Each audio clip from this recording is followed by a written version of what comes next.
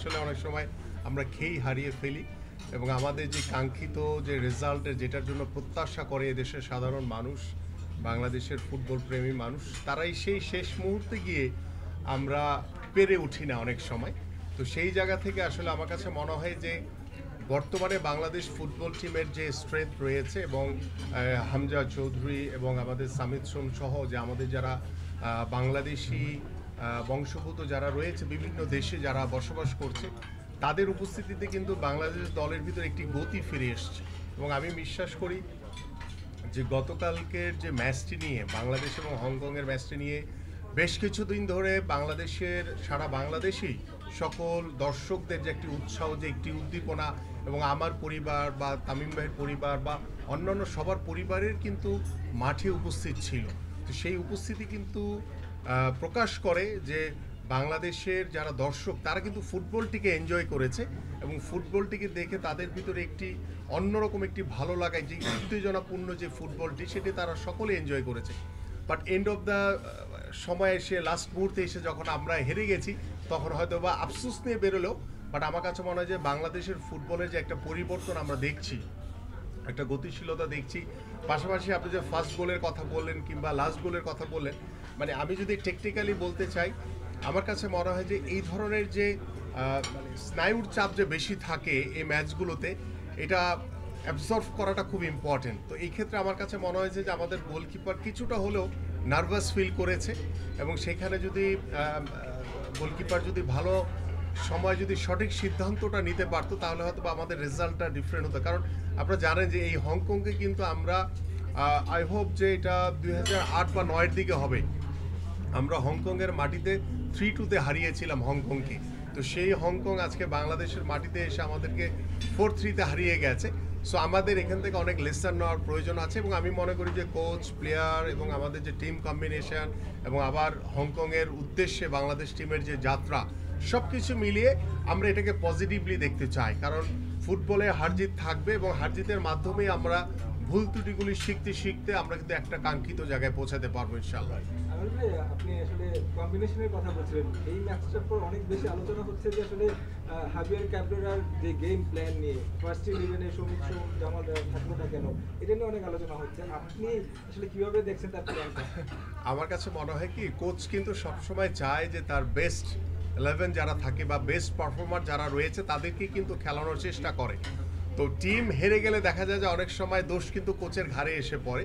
So আমরা সেই গতানুগতিক কথার ভিতরেই রয়েছি যে হারলে সবাই জিতলো, আর যদি হারলে সবাই ওই কোচের উপরে দোষটা দেয়, আর জিতলে কিন্তু বলে যে সবাই জিতেছি আমরা। সো আমার কাছে মনে হয় যে কোচ সবসময় চেষ্টা করে তার বেস্ট টিম, বেস্ট পারফর্মার যারা রয়েছে তাদেরকে মাঠে নামানোর জন্য। তো আনফর্চুনেটলি হয়তো বা মানে রাইট সিচুয়েশনে, মানে টু দ্য পয়েন্টে হয়তো বা ঠিক মতো প্লেয়াররা ক্লিক করতে পারেনি, আমরা ধরে রাখতে পারি। আমরা কিন্তু এগিয়ে ছিলাম, এগিয়ে থাকার পরও বারবার কিন্তু আমরা পিছনে চলে গেছি। তো এইখানে আমার মনে হয় যে কোচ, খেলোয়াড়, অফিসিয়ালস এবং দর্শকদের, আপনাদের বিশেষ করে আপনাদের মিডিয়ার, এটা থাকবে। হেরে গেলে একটা সমালোচনা থাকে। তো আমার কাছে মনে হয় যে এখান থেকে কোথায় কোথায় ভুল ত্রুটিগুলো ছিল সেগুলি পরবর্তী ম্যাচে আমাদের কোচ তিনি নিশ্চয়ই এটাকে কাটিয়ে ওঠার চেষ্টা করবেন। হারের দায়টা তার একার না, তাহলে কি আপনাদের সাথে একমত যে পুরোপুরি তার নেওয়া উচিত না এই দায়টা? আমার কাছে মনে হয় যে আমরা যখন থেকে খেলেছি বা আমরা যখন দেখেছি বিভিন্ন দেশের যারা কোচ, তারা সব সময় হেরে যাওয়ার পরে তার কাঁধেই কিন্তু দায়িত্বটা নিয়েছে। এখন ক্যামেরার সাথে আমাদের খেলোয়াড়দের কি সম্পর্ক রয়েছে ইন্টারনাল, আমাদের অফিসিয়ালস, সেটা কিন্তু আমার মনে হয় যে ওই সিচুয়েশনটা বলবে যে আসলে কেন ক্যামেরায় এইভাবে কথা বলেছে। সো আই হোপ যে এই বিষয়টা নিয়ে আমাদের টিম ম্যানেজমেন্টে যারা রয়েছে তারা আলাপ আলোচনার মাধ্যমে এই সমস্যাগুলো ভবিষ্যতে যাতে না হয় এবং খেলোয়াড়, কোচ এবং আমাদের অফিসিয়াল যারা রয়েছে তাদের ভিতরে যাতে একটি চমৎকার আন্ডারস্ট্যান্ডিংয়ের মাধ্যমে আমরা যাতে পরবর্তী ম্যাচগুলোতে যাতে আমরা বাংলাদেশ ফুটবল টিম ভালো রেজাল্ট করতে পারি।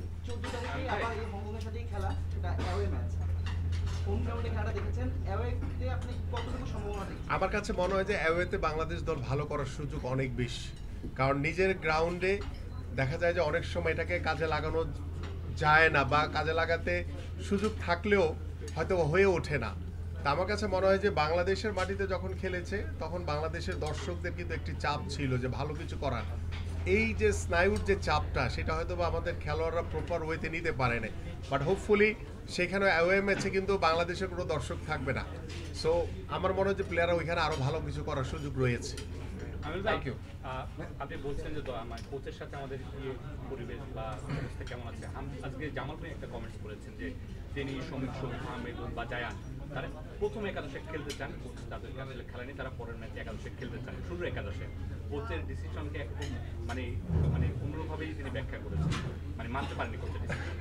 না, আসলে হেরে গেলে আমাদের আসলে অনেক সময় প্লেয়ারদের ভিতরে একটি মানে ভালো লাগা বা কষ্ট থেকে যায়। আমি বোথ সাইডই বলছি, ভালো লাগা এবং কষ্ট দুইটাই থেকে যায়। সো হেরে গেলে আসলে কেউ এটা মানতে পারে না। সো আমরা সবাই জয়ের জন্য খেলি এবং আমার কাছে মনে হয় যে পরবর্তী ম্যাচ কোচ নিশ্চয়ই জামাল ভুঁইয়া যেটি প্রত্যাশা করেছেন কাকে কাকে খেলালে ভালো হয়, আমার মনে হয় যে কোচ এবং ক্যাপ্টেন এবং যারা রয়েছেন খেলোয়াড়দের তাদের সাথে আলোচনা করে পরে নেক্সট টিম সিলেকশনটা করলে ভালো হবে। বিশেষ করে ক্রিকেটে এটা হয় বেশি, কোচ এবং ক্যাপ্টেনের একটা অত্যন্ত গুরুত্বপূর্ণ ভূমিকা থাকে, বাট ফুটবলে হয়তো বা অতটা না। তারপর আমি মনে করি যে জামাল ভুঁইয়া যেহেতু দীর্ঘদিন ধরে বাংলাদেশ ফুটবল টিমে খেলছেন এবং অন্যান্য যারা খেলোয়াড় রয়েছে, আমার মনে হয় যে নেক্সট ম্যাচটা অত্যন্ত গুরুত্বপূর্ণ। যেহেতু আমরা হোমে হেরে গেছি, অ্যাওয়েতে যদি আমরা জিতে আসতে পারি তাহলে আমার কাছে মনে হয় যে আমাদের যেই প্রত্যাশাটা বাংলাদেশের মানুষের সেটা পূরণ হবে।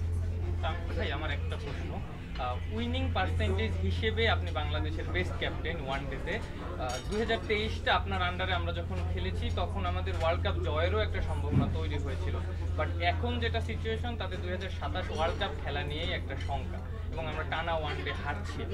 দলের জন্য আপনার বার্তাটা কি থাকবে, কি করলে চেঞ্জ করা যায় সিচুয়েশন? আমার কাছে মনে হয় যে এখন যদি আমাদের তিনটা ফরম্যাটের এই দলটা দেখেন, আমার মনে হয় যে এখন যে সেটস অফ প্লেয়ার্স আছে, এই সেটস অফ প্লেয়ার্স টি-20টা আমরা একটা ভালো শেপে আছি টি-20 ফরম্যাটটায়। আই এম শিওর এই যে প্লেয়ারগুলোই খেলতেছে they all are capable players. মাঝে মাঝে অনেক সময় আপনার ক্যাপাবিলিটি অনেক বেশি থাকতে পারে, বাট ইয়োর সেলফ রিয়েলাইজেশনটা ইজ অলসো ভেরি ইম্পর্টেন্ট, যে আপনি আসলে এই ফরম্যাটে কীভাবে খেলবেন বা এই ফরম্যাটে আপনি কীভাবে খেলবেন। They all are talented players. আমার কাছে মনে হয় যত তাড়াতাড়ি ওরা ফরম্যাটের হিসাবে খেলাটা যত তাড়াতাড়ি বুঝবে তত তাড়াতাড়ি এই সাকসেসটা আসা শুরু হবে। আমার কাছে মনে হয় যে ওপেনার্সগুলো যারা আছেন, স্পেশালি ওডিআই ফরম্যাটে এমন একটা ফরম্যাট যেখানে আপনার টপ 3 থেকে রান আসাটা খুব ইম্পর্টেন্ট হয়ে দাঁড়ায়। অবশ্যই মিডল অর্ডার তো ইম্পর্টেন্ট। সো আমরা রিসেন্ট টাইমসে ইউ আর রাইটলি মেনশন যে আমরা ওডিআই ফরম্যাটে স্ট্রাগল করছি, যেটা নর্মালি আমাদের জন্য সবচেয়ে স্ট্রং পয়েন্ট ছিল।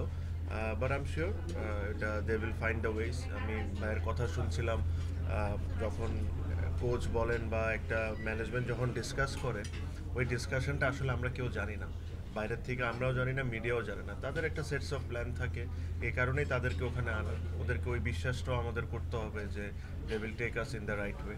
So I am very hopeful যে প্লেয়ারগুলো আছে, the quality they have, they will figure out a way যে এখানে কেমন সাকসেস হবে। শেষ কোশ্চেনের কাছে একটা ছোট করে প্রশ্ন, যে এনভায়রনমেন্টটা কেমন দেখলেন, ফুডটাও এনজয় করলেন এই রেস্টুরেন্টটা, যদি একটু বলেন আসলে। হ্যাঁ, অবশ্যই। আমার কাছে তো মনে হয় যে Bangladesh is moving very fast. আর ঢাকা তো বলতেই পারেন আপনি, রেস্টুরেন্টসগুলো যদি আপনি গুলশান বনানী এরিয়াতে দেখেন, এখন উত্তরে আসা শুরু হয়েছে। এই ধরনের কোয়ালিটি যদি আমরা প্রত্যেকটা জায়গায় করতে পারি, এটা আমাদের যারা রেসিডেন্ট যারা থাকেন ওদের জন্য খুব সুবিধা হয়ে যায়। বিকজ আমরা বাঙালি খেতে খুব পছন্দ করি, সবাই জানি। আর বাংলাদেশে ওই মেন্টালিটিটাও এখন বাঙালিদের চেঞ্জ হচ্ছে, যে খালি বিরিয়ানি খাবো না, এখন জ্যাপানিজ খেতে চায়, অনেকে থাই খেতে পছন্দ করে।